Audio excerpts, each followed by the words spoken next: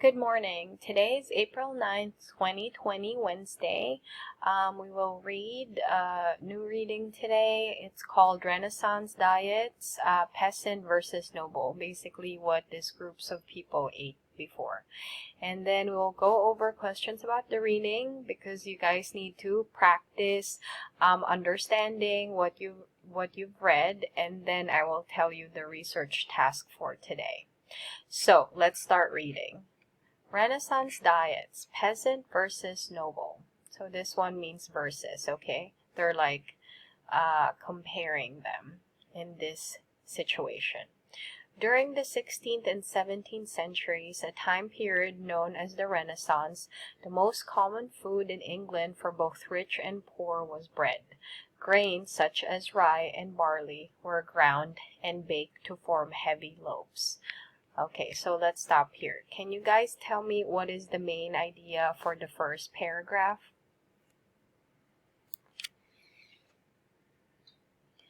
If you said that what did people in England eat during the Renaissance period, you are correct. Okay, so I'll repeat that main idea again. What did people in the Renaissance period eat? Especially in England, okay? So at that time, people ate bread. And how did you make bread? So basically, I mean, even today, this is still part of the recipe. You use rye and barley to make bread. Okay, so the second paragraph, let's start reading it. Members of wealthy or rich families had access. Another word for access is just they can get something. To more types or different kinds of food than the poor people did. Once explorers landed in the New World would be North America, which is Canada and the United States, and South America. They brought back samples of many fruits and vegetables that were new to Europe, such as melons, oranges, lemons, potatoes, and tomatoes. Nobles then grew these foods in their gardens and served them to guests. Along with these imports, sugar cane from the New World provided the rich with sweetener for foods and beverages. Another word for beverages would just be a drink, okay? So let's say soda or juice, that would be a beverage. They also feasted on many types of meat and fish. Okay, so I'm going to stop here. I'm going to give you a couple minutes to think of the main idea for the second paragraph. So, if you said, what did the rich people in England eat during the Renaissance, you are correct. Okay. Once again, what did the rich people or wealthy people in England eat during the Renaissance period? You are correct. So here they're talking about, they're eating different kinds of fruits and vegetables. So, the foods that they ate would be melon, oranges, lemons, potatoes, and tomatoes. And then also, they can make their drink sweet by using sugar cane. They also ate different types of meat and fish. So let's move on to the third and last paragraph. Peasants during the Renaissance had a much less varied diet. So less varied means, there's less or not many different kinds of food that they can eat.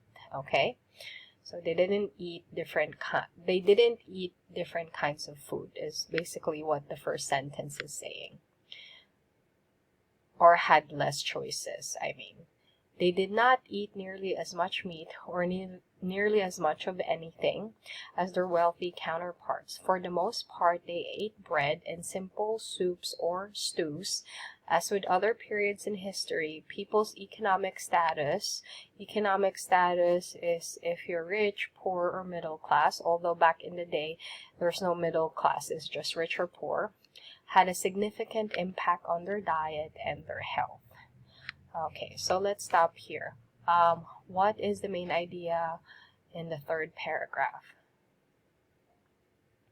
So, if you said, what did the peasants eat during the Renaissance period, you are correct. okay? So peasants really didn't eat that much, okay? They usually would just eat bread and soup, or bread or stew. Stew would be like, you know, here, I'll show you a picture. It has meat and vegetables. It also has broth, okay? So broth, usually now we have like, you know, you can have some tomato as broth or chicken broth, but back in the day they probably just, you know, use water with salt and pepper if they had any, and then just mix the vegetables and meat, okay? There wasn't a lot of flavor or variety back in the day. Okay, so that would be a stew, okay? But even with like the meat, okay, they might eat meat maybe like once every 2 weeks or once a month, because meat is usually more expensive. So it's not like they would be able to eat meat every day. Okay, so that's the reading for today. Let's look at the questions that you guys have to answer about the reading, just so I know that you understood what you've read. So the first question is, what can you infer about the foods eaten by nobility during the Renaissance? What can you infer about the foods eaten by nobility during the Renaissance? When we're talking about infer, you cannot find this in the text. Once again, when we're talking about inference, you cannot find this in the text. But based on the information, what can you conclude? So once again, based on the information, what can you conclude or come up with? Okay. Number 2, what conclusion can you draw about the price of sugar? What conclusion can you draw about the price of sugar? So, you know, since rich people are buying sugar, what can you conclude about the price of sugar cane? Okay. And also, you have to remember that sugar cane is being imported. So that's another thing that you can think about in terms of how much would it cost. How much do imported things cost? And the last one is, why did the author or writer include the information in parentheses in paragraph, should be have an S here, paragraphs 1 and 3. Okay, so let's go back to paragraphs 1 and 3.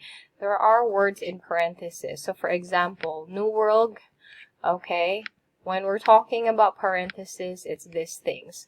So New World, and then parentheses, North America and South America. So that's one of them. And the other one is here. Okay, they did not eat nearly as much meat or nearly as much of anything, okay? So this is actually paragraphs 2 and 3. My bad. Okay, so basically you guys have to ask yourself, for example, paragraph 2, why is the New World in parentheses? And paragraph 3, let's go back, when it says they did not eat nearly as much meat or nearly as much of anything, this one, why did they add that parentheses? So you have to tell me the reason for that, okay? And you can give your opinion. Second part would be a research. You will choose a time period, which is not the Renaissance period. I'm going to give you guys some list in a few minutes. Find out what people in that time period ate. So what are the common foods that peasants and nobles ate at that time? When I say at that time, whatever time you chose or decided. And what did they drink, okay? So what beverage would be popular in that period of time, if they did drink anything, okay? Because maybe some time period they would just drink water. Okay, so these are the different time periods, okay? Okay, you can choose the Paleolithic. Once again, Paleolithic. That is one of the time periods. The other time period that you can choose is Mesolithic. Mesolithic is another time period that you can choose. The next time period is Neolithic. Neolithic. So that's another option or choice for you. The next time period would be Bronze Age. Bronze Age. The next period would be Iron Age. Iron Age. And there's also a time period called Antiquity. Antiquity. So it says here it was a Roman civilization in Italy. So you can choose that too. You can choose the Middle Ages. The Middle Ages is very popular. You learn about this in history or social studies class. Early modern period. Early modern period. So it covers the Middle Ages and the French Revolution. If you are interested in that, you can choose this. Or you can use the late modern period starting in the 1800s. Okay? So a lot of this is in Europe. Okay? You also have the Amerindian period. Amerindian period. It's a prehistoric period. Okay, in the coast of Guyana. So you can choose that if you are interested in it. And let's just choose this last one, colonial. Colonial. Okay, so it says it's between 1555 and ended in 1848. Okay, so you can choose this time period if you are interested in learning more about it. Okay, so basically after you have chosen a time period, remember to go to Google. Okay, I'll add that. Go to Google and research or find out more about this time period. After you have done that, then you tell me what they ate and drank during that time period. And then, of course, send me your work by 5 p.m. Okay? So, you have to answer the questions and you have some research and writing to do for the last part. Until tomorrow, I'll talk to you then. Bye.